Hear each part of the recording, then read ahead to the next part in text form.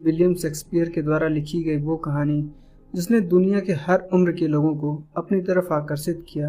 ये कहानी है रोमियो एंड जूलियट की। कहानी की शुरुआत इटली की वेरोना सिटी से होती है, जहाँ दो गैंग्स आपस में लड़ रहे होते हैं। एक गैंग का नाम है कैपुलेट्स और दूसरे गैंग का नाम है मॉन्टेग्यूस। इनके बीच में एक खानदानी दुश्मनी है, ये हमेशा लड़ते रहते हैं। वहीं दूसरी तरफ कैपुलेट्स फैमिली में पार्टी की तैयारी चल रही होती है, जहाँ जूलियट की मॉम उसे बताती हैं, आज रात पार्टी में गवर्नर का बेटा पेरिस आने वाला है, जिसे तुम्हारे डैड ने तुम्हारी शादी के लिए चुना है। दरअसल ये पार्टी जूलियट के लिए रखी होती है। ये चाहते हैं जूलियट की शादी गवर्नर के बेटे पेरिस के साथ हो, जूलियट उसके साथ कुछ वक्त बिताए। वहीं रोमियो को दिखाया जाता है, जिसे लड़ाई झगड़े और मारपीट से कोई मतलब नहीं है। वो अपने आप में खोया रहता है, क्योंकि उसे रोजलिन नाम की लड़की से प्यार हो गया है। रोमियो का प्यार अभी भी वन साइडेड लव है। रोमियो का कजन बेनवोलियो उसे बताता है, आज रात एक पार्टी में तुम रोजलिन से मिल सकते हो, लेकिन ये पार्टी कैपुलेट्स फैमिली के घर पर है। रोमियो इस बात की परवाह नहीं करता है। ये पार्टी मोंटेगो फैमिली के सबसे बड़े दुश्मन कैपुलेट्स फैमिली की पार्टी है। वो पार्टी में जाने के लिए डिसाइड कर लेता है और अपने बेस्ट फ्रेंड मर्कुसियो से मिलता है, जो उसे पार्टी में जाने के लिए पास का इंतजाम कर देता है। वो रोमियो को पार्टी में जाने से पहले एक नशे की गोली देता है, जिससे कि रोमियो जब रोजलिन से मिले उसे अपने ऊपर कॉन्फिडेंस हो, वो रोजलिन से अपने दिल की बात कह सके। रोमियो नशे की गोली खा लेता है और एक नकाब पहनकर पार्टी में चला जाता है, लेकिन थोड़ी ही देर में रोमियो को उस दवा का असर होने लगता है जो उसने पार्टी में आने से पहले खाई थी। इसलिए वो वॉशरूम में जाकर अपना मुंह धुलता है और वहां रखे एक एक्वेरियम में खूबसूरत मछलियों को देखने लगता है। और तभी एक्वेरियम के दूसरी तरफ एक लड़की दिखती है, ये जूलियट होती है। जूलियट भी रोमियो को देखने लगती है। ये दोनों एक दूसरे को देखकर स्माइल करते हैं। एक ही नज़र में इन दोनों को प्यार हो जाता है। ये एक दूसरे से मिलना चाहते हैं, लेकिन तभी वहाँ जूलियट की नर्स आ जाती है, जिसने जूलियट को बचपन से पाला है। वो जूलियट को वहाँ से ले जाती है। रोमियो पार्टी में जूलियट को ढूंढने लगता है, जो एक लड़के के साथ डांस कर रही है। ये वही लड़का है जिसके साथ जूलियट की फैमिली उसकी शादी करवाना चाहती है। हालांकि जूलियट डांस जरूर कर रही है, लेकिन उसकी निगाहें रोमियो पर रहती हैं। ये दोनों एक दूसरे को देख रहे होते हैं, ये एक दूसरे से मिलना चाहते हैं। जूलियट जब पार्टी में अकेली खड़ी होती है, रोमियो उसके पास आ जाता है और उसका हाथ पकड़कर अपनी तरफ खींच लेता है। जूलियट रोमियो को लिफ्ट में लेकर जाती है, जहाँ एक दूसरे को किस करते हैं। हालांकि जूलियट की मॉम उसे ढूंढ रही होती हैं। वो चाहती हैं वो पेरिस के साथ कुछ वक्त बिताए, लेकिन जूलियट को इन सब से कोई मतलब नहीं है। तभी लिफ्ट में जूलियट की नर्स आ जाती हैं। वो जूलियट को अपने साथ वहाँ से ले जाती है और जब जूलियट अपने रूम की तरफ जा रही होती है, रोमियो नीचे से उसे देख रहा होता है। जूलियट की नर्स रोमियो को देखती हैं और जूलियट को बताती हैं, इसका नाम रोमियो है। ये मोंटेगो परिवार का बेटा है, जो कैपुलेट के सबसे बड़े दुश्मन है। जूलियट को कैपुलेट फैमिली के साथ देखकर रोमियो के होश उड़ जाते हैं। वो जूलियट को सीढ़ियों से ऊपर जाते हुए बस देखता रह जाता है और तभी वहाँ उसका दोस्त मर्कुसियो आ जाता है। वो बताता है जूलियट कैपुलेट परिवार की बेटी है और रोमियो को पार्टी से बाहर ले जाता है। अब इन दोनों को एक दूसरे की सच्चाई का पता है। हालांकि रोमियो पार्टी से निकल जाता है, लेकिन उसके दिल और दिमाग से जूलियट नहीं निकल पाती। इसलिए एक बार फिर जूलियट से मिलने के लिए वो जूलियट के पास चला जाता है, जहाँ जूलियट बैठकर रोमियो के बारे में ही सोच रही होती है। वो अपने आप से बातें कर रही होती है। जूलियट को भी रोमियो की सच्चाई का पता है। उसे पता है रोमियो मोंटेगो परिवार का बेटा है। जूलियट उसके ख्यालों में खोई रहती है और तभी पीछे से रोमियो आता है। जूलियट डर जाती है और दोनों ही स्विमिंग पूल में गिर जाते हैं। ये एक दूसरे के प्यार में खो जाते हैं। हालांकि इन्हें पता है इनकी फैमिली इन्हें कभी एक्सेप्ट नहीं करेगी, लेकिन फिर भी ये एक दूसरे को पाना चाहते हैं। ये स्विमिंग पूल में कुछ वक्त बिताते हैं, लेकिन जाने से पहले जूलियट रोमियो को कुछ देना चाहती है। वो अपना लॉकेट निकालकर रोमियो को देती है। इसके बाद रोमियो फादर लॉरेंस से मिलने जाता है। वो फादर से बताता है उसे जूलियट से प्यार हो गया है। फादर कहते हैं, कुछ वक्त पहले तुम रोजलिन की प्यार में पागल थे। रोमियो कहता है, वो मेरे दिमाग की उपज थी, वो बस एक तरफा प्यार था। मैं जूलियट से शादी करना चाहता हूँ। फादर को रोमियो के प्यार में सच्चाई नजर आती है। उन्हें लगता है इस रिश्ते से इनके परिवार की दुश्मनी खत्म हो सकती है। वहीं रोमियो अपने दोस्तों के साथ बीच पर होता है। वहाँ पर जूलियट की नर्स आती है। वो जूलियट के लिए रोमियो के प्यार को जानना चाहती है। जूलियट उस नर्स से कहता है, मैं जूलियट से चर्च में मिलना चाहता हूँ। हम दोनों चर्च में शादी करेंगे। इस बात से नर्स खुश होती है और घर जाकर जूलियट को बताती है रोमियो एक नेक दिल का इंसान है, उसके प्यार में सच्चाई है। वो तुमसे फादर लॉरेंस के चर्च में मिलना चाहता है, वहाँ रोमियो तुमसे शादी करेगा। इस बात से जूलियट बहुत खुश हो जाती है और शाम को फादर लॉरेंस से मिलने चर्च में जाती है, जहाँ रोमियो पहले से जूलियट का इंतजार कर रहा होता है और फादर लॉरेंस इन दोनों की शादी करा देते हैं, क्योंकि उन्हें उम्मीद है इनकी शादी से इन दोनों के परिवारों के संबंध में सुधार आएगा। लेकिन साथ ही साथ उन्हें सलाह भी देते हैं तुम अपनी शादी को सीक्रेट रखना और वक्त के साथ धीरे धीरे ये बात अपने परिवार के सामने लाना। इसीलिए जूलियट अपने घर चली जाती है। लेकिन जूलियट के कजिन टिबॉल्ट को इस बात का पता चल जाता है। वो रोमियो को ढूंढते हुए उस बीच पर पहुंच जाता है जहां रोमियो और उसके दोस्त वक्त बिताया करते हैं, लेकिन रोमियो वहां नहीं होता है। टिबॉल्ट मरकुसियो से बात करने लगता है, तभी वहां रोमियो आ जाता है। टिबॉल्ट रोमियो को मारना चाहता है, लेकिन रोमियो उसके सामने दोस्ती का हाथ बढ़ाता है, पर टिबॉल्ट दोस्ती नहीं करना चाहता। वो रोमियो को मारना शुरू कर देता है। रोमियो टिबॉल्ट पर हाथ नहीं उठाना चाहता, क्योंकि उसकी सोच बाकी लोगों से अलग है। उसे मार पीट और लड़ाई झगड़े से कोई मतलब नहीं है। लेकिन टिबॉल्ट रोमियो को मारता रहता है। रोमियो उसका कोई जवाब नहीं देता। ये देखकर रोमियो के दोस्त मरकुसियो को गुस्सा आ जाता है। वो टिबॉल्ट पर हमला कर देता है। वो टिबॉल्ट को मारने ही वाला होता है, तभी रोमियो उसे पकड़कर रोक देता है और मरकुसियो से बात करने लगता है।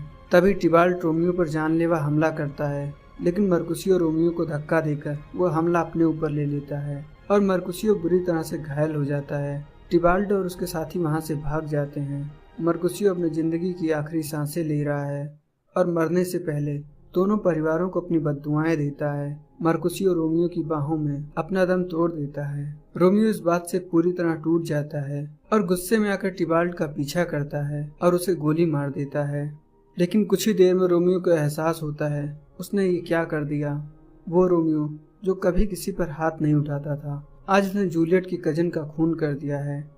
जूलियट का पूरा परिवार वहां आता है, जहां टिबॉल्ट की लाश पड़ी होती है। ये सभी रोमियो को मारना चाहते हैं और तभी वहां चीफ ऑफ पुलिस प्रिंस आ जाते हैं। वो पता करने की कोशिश करते हैं। रोमियो को कजन बेनवोलियो उसे बताता है टिबॉल्ट ने रोमियो के दोस्त को मारा और गुस्से में आकर रोमियो ने भी टिबॉल्ट को मार दिया।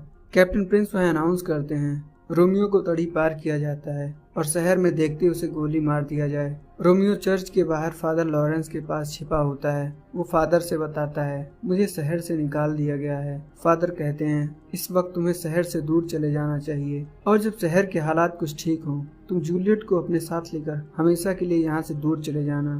तभी वहाँ जूलियट की नर्स आ जाती हैं। रोमियो नर्स से जूलियट के बारे में पूछता है वो कैसी है।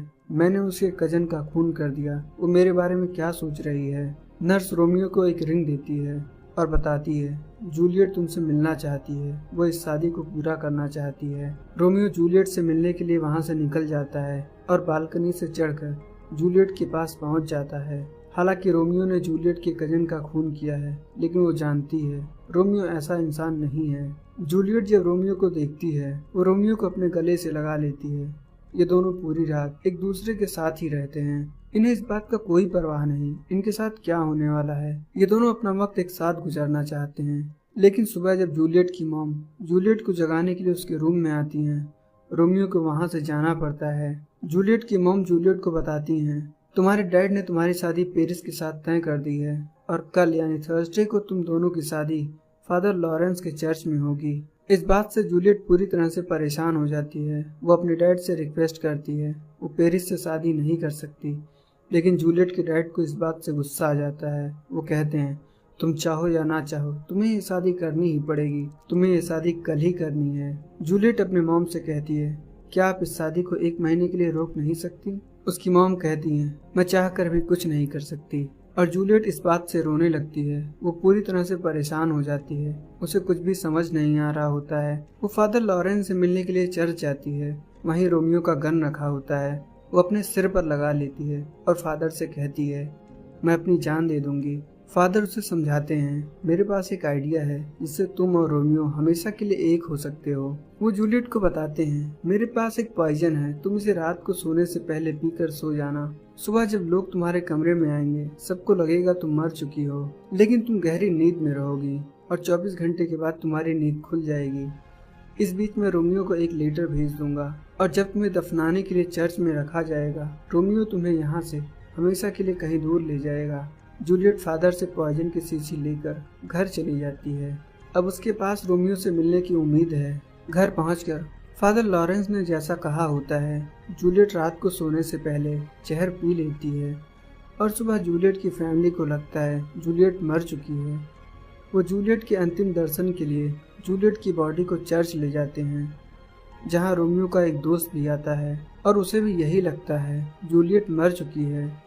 वो ये खबर रोमियो को बताने के लिए रोमियो के पास जाता है। दरअसल फादर ने जो लेटर रोमियो के लिए भेजा होता है वो रोमियो को मिला ही नहीं है, क्योंकि पोस्टमैन जब लेटर लेकर रोमियो के पास आता है वो अपने बैंड के दूसरी तरफ होता है, जिससे पोस्टमैन देख नहीं पाता है और लेटर को वापस पोस्ट ऑफिस में रख देता है। रोमियो का दोस्त उसे बताता है जूलियट अब इस दुनिया में नहीं है, उसकी बॉडी फादर के चर्च में रखी है। रोमियो इस बात से पूरी तरह टूट जाता है। वो रोने लगता है और डिसाइड करता है वो भी जूलियट के पास जाकर अपनी जान दे देगा। रोमियो अपने दोस्त की गाड़ी लेकर चर्च जाने के लिए निकल पड़ता है। हालांकि रोमियो को ये बात पता है कैप्टन प्रिंस ने उसे शहर से वैनिश कर दिया है। शहर में दिखते ही उसे गोली मार दिया जाएगा। रोमियो रास्ते में एक बूढ़े आदमी से मिलता है और कहता है मुझे एक ऐसा जहर चाहिए जिसका कोई भी इलाज न हो और पीने वाले इंसान की मौत निश्चित हो। वो बूढ़ा आदमी रोमियो को जहर दे देता है और रोमियो जहर लेकर जाने से पहले उस आदमी को बहुत सारे पैसे देता है और शहर जाने के लिए निकल जाता है। तभी कैप्टन प्रिंस और शहर के सभी पुलिस रोमियो का पीछा करते हैं, लेकिन रोमियो उन सब से बचता हुआ चर्च तक पहुंच जाता है और चर्च के गेट को अंदर से बंद कर लेता है। वो देखता है सामने जूलियट की डेड बॉडी रखी है, चारों तरफ कैंडल्स जल रहे हैं। वो जूलियट के पास जाता है और जूलियट की डेड बॉडी से लिपट कर रोने लगता है। वो जूलियट को किस करता है और उसके बाद वो उस जहर के शीशी को अपने होठों से लगाता है। तभी जूलियट की आंखें खुल जाती हैं। जूलियट रोमियो के गाल पर हाथ लगाती है, लेकिन तब तक रोमियो जहर को पी चुका होता है। जूलियट को जिंदा देख रोमियो हैरान हो जाता है।